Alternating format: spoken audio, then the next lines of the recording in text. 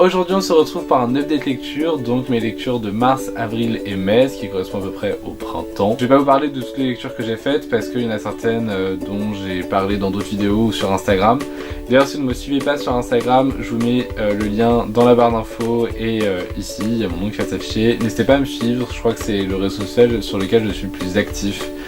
Et en général, si vous voulez voir faire caca dans mes stories, c'est là-bas que ça se passe. Le premier livre dont je vais vous parler, c'est La couleur du mensonge de Erin Beatty, je crois que ça se prononce comme ça, aux éditions Lumen, parce qu'apparemment on dit Lumen et pas Lumen. J'étais un peu choqué quand je l'ai appris, OMG. Dans le monde de Démora, tout est basé sur le mariage, et donc les personnes qui ont plus de pouvoir, ce sont les entremetteuses. Quand j'ai lu le résumé, j'avais vraiment l'image de la marieuse dans Mulan, et de la fameuse scène où Mulan va chez la marieuse et se fait défoncer. Parce que c'est ce qui se passe un peu pour notre héroïne, donc c'est-à-dire Sage, qui doit aller chez la marieuse et qui n'est clairement pas prête, n'a pas envie d'aller chez elle, tout ça parce que c'est un bon parti. Et au final, la marieuse va la recaler sévère, mais va lui proposer de devenir son apprenti. Donc Sage va accepter après un long dilemme moral. La marieuse lui propose alors de l'accompagner sur le convoi qui emmène toutes les futures mariées au Concordium. C'est là où en gros il y a les mariages les plus prestigieux, avec les princes, etc.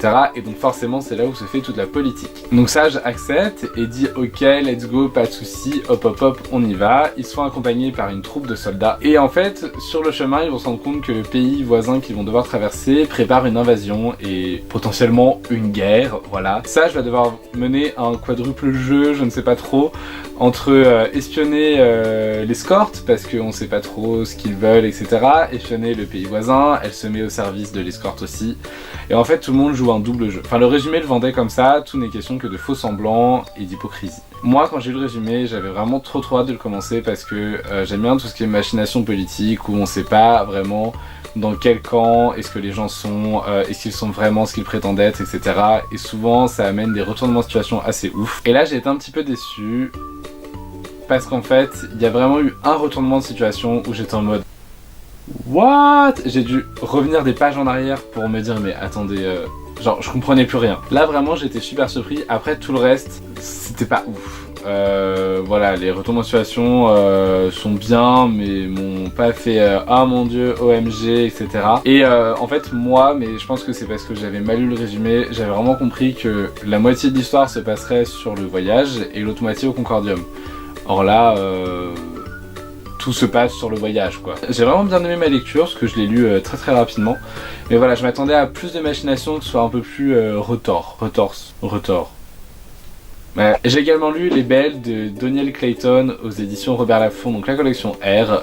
C'était une sortie que j'attendais avec impatience parce que j'avais vu l'affiche au salon de Montreuil et j'avais lu un extrait, et après la collection R on a fait beaucoup de pubs sur les réseaux, notamment avec les R Readers, et vraiment je l'attendais et je l'ai dévoré. J'ai vraiment beaucoup aimé cette lecture. Les Belles, c'est une histoire qui se passe dans le royaume d'Orléans, qui est un monde qui a été touché par la disgrâce, par les dieux, puisque tout le monde naît pas moche mais pas monstrueux non plus, enfin je saurais pas trop vous décrire, mais en fait tout le monde naît avec la peau grise, les yeux rouges, des cheveux ternes comme de la paille. Vraiment c'est la malédiction de la laideur. Sauf une partie de la population qui sont toutes des femmes et qui naissent avec des carnations de peau différentes, avec des cheveux soyeux, avec des yeux pas rouges, mais voilà, noisettes, bleu, vert, et j'en passe. Et ces personnes-là ont un pouvoir, elles ont le pouvoir de modifier l'apparence des gens. Donc, dans le monde d'Orléans, tout passe par la beauté et surtout, il ne faut pas être gris, il ne faut pas qu'on voit des cheveux couleur paille. Et nous, on suit Camélia, qui est une belle et qui va tout faire pour être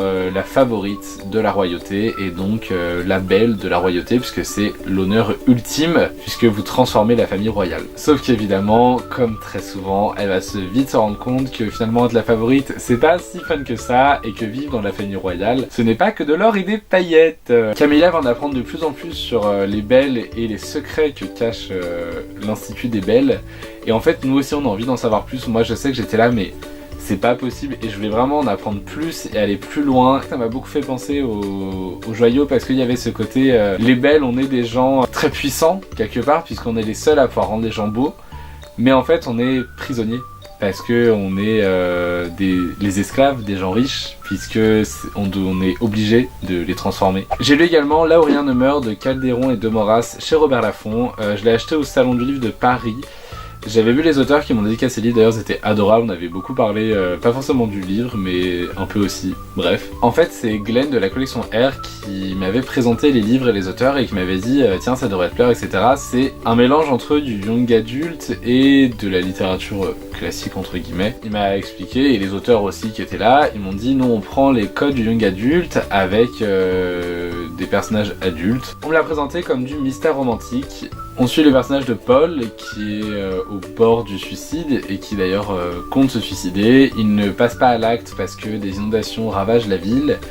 Et devant la porte de chez lui, on retrouve le cadavre d'un ami d'enfance, Alexandre. Et de là, le mystère s'épaissit puisqu'on découvre qu'Alexandre n'est pas mort noyé mais assassiné. Et Paul va essayer de trouver qui est le coupable parce que forcément la police le suspecte lui. Au cours de son périple, pour prouver son innocence, il va y avoir de nombreux mystères, donc avec une pierre philosophale notamment, avec des alchimistes, etc.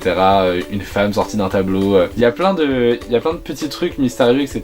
Tout au long du roman, on a l'histoire d'aujourd'hui, on a des flashbacks de Paul et de son enfance. Et au fur et à mesure qu'il trouve des choses, de nouvelles questions apparaissent. C'est assez addictif comme roman, on se prend facilement au jeu. J'ai bien aimé le côté un peu alchimiste, savoir est-ce que c'est vrai, est-ce que c'est pas vrai. Les auteurs jouent vraiment sur la frontière entre réel et imaginaire. On sait pas quand est-ce que c'est vrai, quand est-ce que c'est faux.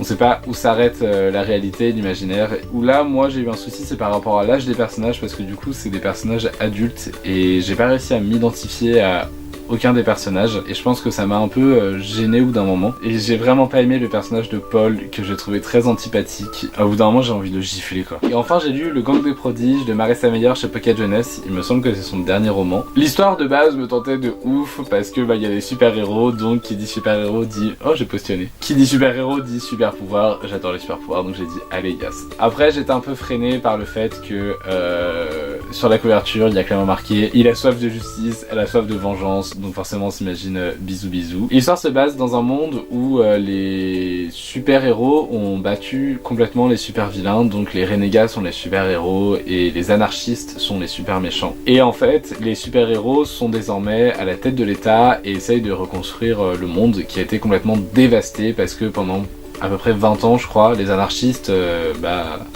était à la tête du monde, mais sauf que c'était le bordel total. Nous on suit le personnage de Nova qui a un pouvoir qui est celui d'endormir les gens les touchant. Et pendant l'ère de l'anarchie, sa famille a été tuée et les renégats n'ont pas sauvé sa famille. Du coup elle a un peu le seum, un peu beaucoup même. Elle a rejoint les anarchistes et son but c'est de détruire les renégats. Pour ça elle va incorporer les prodiges, qui est un nouveau système mis en place par les renégats pour protéger la population. En fait, ils font appel à des gens qui ont des pouvoirs, il y a toute une cérémonie, etc.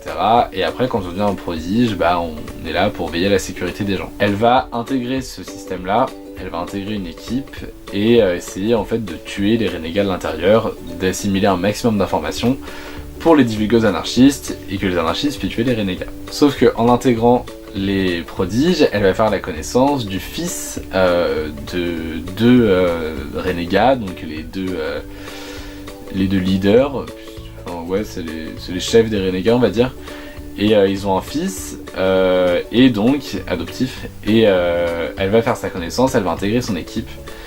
Et évidemment une petite amitié ambiguë va naître entre tous les deux.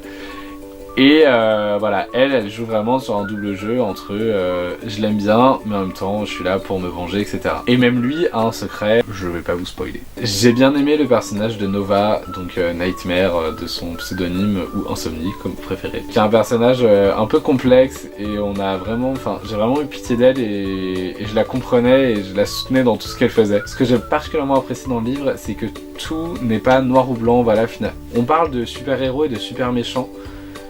Mais au final, même le fils des renégats, il se dit que tout n'est pas parfait et que même les super-héros ne sont pas parfaits. Et ça j'ai beaucoup aimé parce que je me suis dit on aurait pu très vite tomber dans le manichéen et se dire bon bah voilà, elle c'est la méchante, etc. Et lui c'est le gentil. Et... Mais en fait pas du tout, ça va... Marissa Meyer joue vraiment avec cette notion de bien et de mal. Et j'ai vraiment beaucoup aimé ma lecture que je vous conseille vivement. Et bien écoutez, c'est tout pour cette vidéo, pour ce petit update lecture. Si vous avez aimé cette vidéo, n'oubliez pas de laisser un petit pouce bleu et de vous abonner, ça me fera plaisir. Et en attendant, je vous dis à la semaine prochaine et je vous fais des bisous. Bisous.